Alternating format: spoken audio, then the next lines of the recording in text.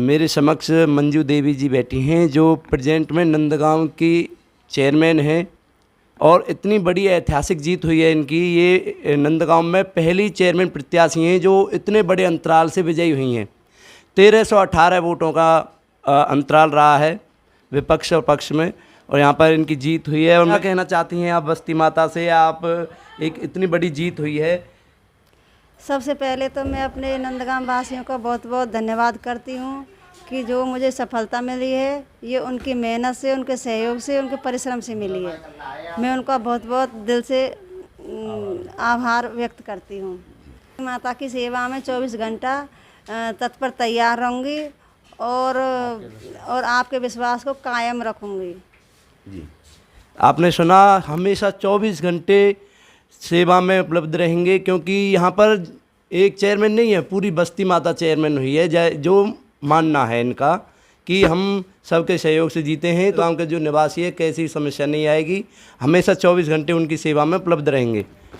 धन्यवाद जी। और मैं हाथ जोड़कर फिर से आप सभी को राम राम बोलती हूँ और धन्यवाद देती हूँ। मंजू देवी जी, नंदगांव से चेयरमैन। नमस्कार, मैं ओम प्रकाश लौकना, आप देख रहे हैं अब तक लाइव।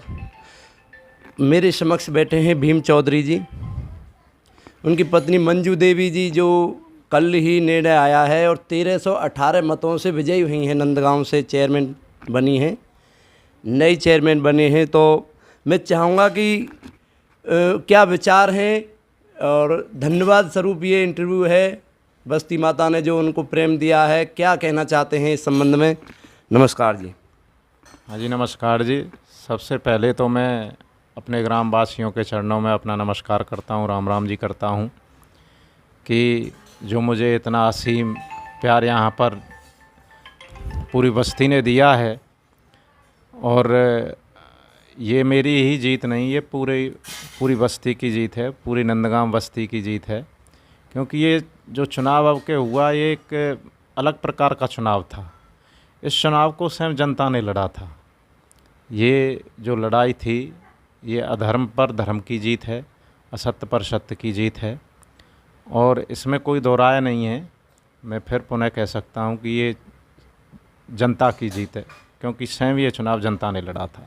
1318 मतों से जीते हैं। 1318 एक बहुत बड़ा अंतराल है, और ये ऐतिहासिक जीत भी रही है कि पूरे गांव से आपको वोट मिली हैं, इतना प्रेम मिला है।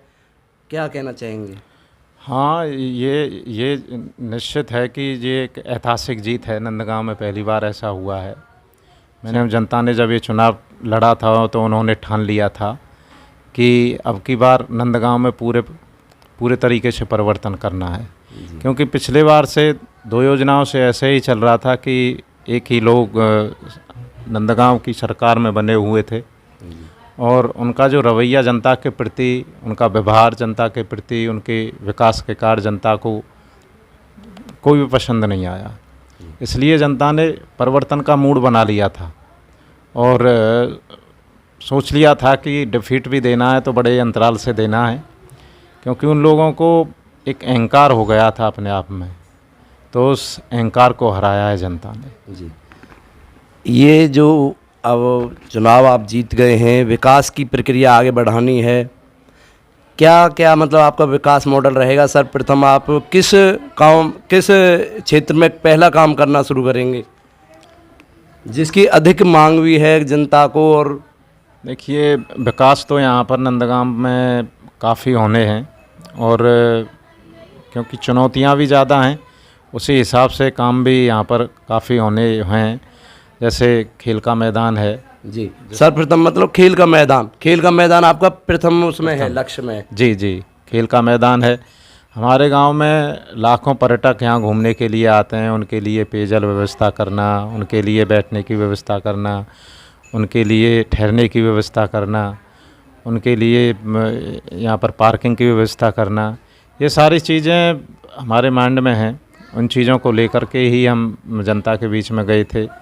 अपने गांव के लोगों के लिए पेयजल व्यवस्था सही तरीके से करना, जैसे पहाड़ पर टंकी टूटी है, उसके निर्माण के लिए भी हम भागदौड़ करेंगे, क्योंकि जल्दी से जल्दी एक अच्छी टंकी बने, जिससे हमारे गांव के लोगों को, जो ऊपर हमारे गांव के लोग रहते हैं, उनको सही तरीके से पानी की व्यवस्था मिले, क्योंकि इस समय पानी की व्यवस्था ऊपर से जो सप्लाई आती है 15-20 मिनट ही मिल पाती है।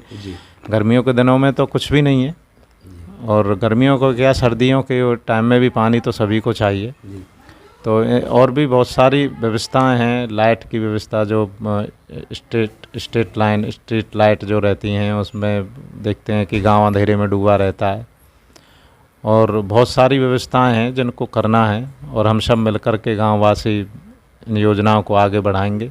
बहुत सी जगह इंटरलॉकिंग उखड़े पड़े हुए हैं। पहले जो काम होते थे वो मुंह देख करके होते थे, जहाँ पर जिसको वो अपने अपने लोगों के वहाँ उन लोगों ने करा दिए, लेकिन ऐसा नहीं होना चाहिए। जीतने के बाद प्रत्याशी सबका हो जाता है, पूरे गांव का हो जाता है। हमारे अंदर कोई ऐसा भेदभाव नहीं रहेगा। हमारा प्रयास पूरे गांव के लिए ही, कहीं भी कोई दिक्कत आती है या कहाँ जहाँ पर विकास की ज़रूरत है वहाँ पर विकास किया जाएगा। और क्या संदेश देना चाहेंगे आप गांव के लोगों को कि जैसे कि जीत हो गई है, जीतने के बाद आप एक जैसे मन की बात एक प्रधानमंत्री का चल रहा है, हर महीने वो मन की बात बोलते हैं, अपने विचार रखते हैं गांव के लिए, ऐसा कुछ आप मतलब जो विकास कार्य गिनाने की कोई प्रक्रिया हर साल या हर महीने में या हर 6 महीने में कि हम ये काम करा रहे हैं गांव के लिए, और लोग बाग जिससे जागरूकता हो, गांव वालों को पता चले कि हमारा राजा ये काम कर रहा है। और ये एक मतलब बहुत अच्छी पहल भी है जो आजकल ट्रेंडिंग में भी है, राजनीतिक लोग सभी इसको इम्प्लीमेंट में ला रहे हैं।